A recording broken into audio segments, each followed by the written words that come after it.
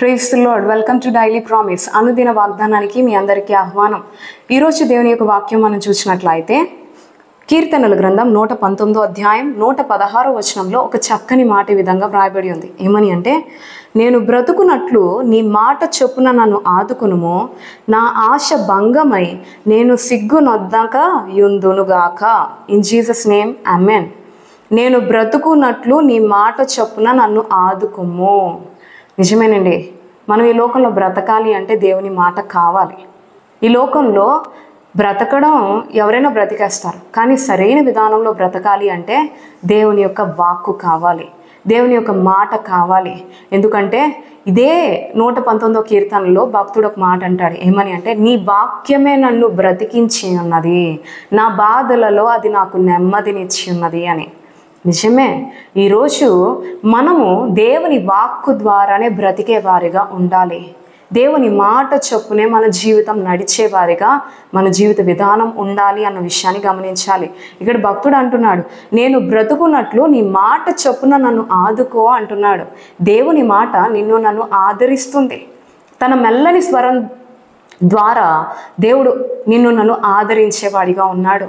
దేవుని వాక్యం నిన్ను నన్ను బలపరిచే విధంగా ఉంటుంది. అనేక సార్లు బలహీనమైన సమయంలో దేవుడు ఎన్నిసార్లు నీతో మాట్లాడలేదు? తన సేవకుల ద్వారా కానీ, తన వాక్యం ద్వారా కానీ, పరిస్థితుల ద్వారా కానీ, వాగ్దానాల ద్వారా కానీ దేవుడు ఎన్నిసార్లు నీతో మాట్లాడలేదు? దేవుడు తన వాక్కు ద్వారా మనల్ని ధైర్యపరిచే దేవుడుగా ఉన్నాడు. దేవుడు తన వాక్కు ద్వారా మనల్ని ఆదరించే దేవుడుగా ఉన్నాడు. దేవుడు తన వాక్కు ద్వారా మనల్ని సరిచేసే దేవుడుగా ఉన్నాడు. దేవుడు తన వాక్కు ద్వారా మన బాధలన్నిటిలో నుండి మనకి నెమ్మదినిచ్చే దేవుడుగా ఉన్నాడు. కాబట్టి ప్రియ దేవుని బిడ్డ, ఈరోజు దేవుని యొక్క వాక్యాన్ని ఆసక్తితో చదివే వ్యక్తిగా ఉంటున్నావా? దేవుని యొక్క వాక్యాన్ని అర్థం చేసుకుంటూ వాక్యానుసారంగా బ్రతికే వ్యక్తిగా ఉంటున్నావా? దేవుని యొక్క వాక్యం కొరకు ఆశ తృష్ణతో వినడానికి వేగిరపడి దేవుని మందిరానికి వచ్చే వ్యక్తిగా ఉంటున్నావా? ఒక్కసారి ఆలోచించు. దేవుని వాక్యమే నిన్ను నన్ను బ్రతికిస్తుంది. వాక్యమై ఉన్న దేవుడు నీవు నేను సేవిస్తున్న దేవుడు.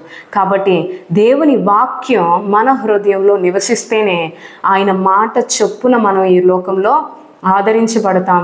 ఆయన మాట చొప్పున ఈ లోకంలో బ్రతకగలుగుతాం. ఆయన కొరకు సజీవ సాక్షులుగా జీవించగలుగుతాం. కాబట్టి ప్రియ దేవుని బిడ్డ, దేవుని వాక్కు నీ హృదయంలోకి రప్పించు. దేవుని వాక్యం ద్వారా కట్టబడి దేవుని కొరకు బలమైన సాక్షిగా జీవించు. అటువంటి గొప్ప కృప ప్రభు మనకి ఎల్లప్పుడూ దయచేయునుగాక. ఆమేన్.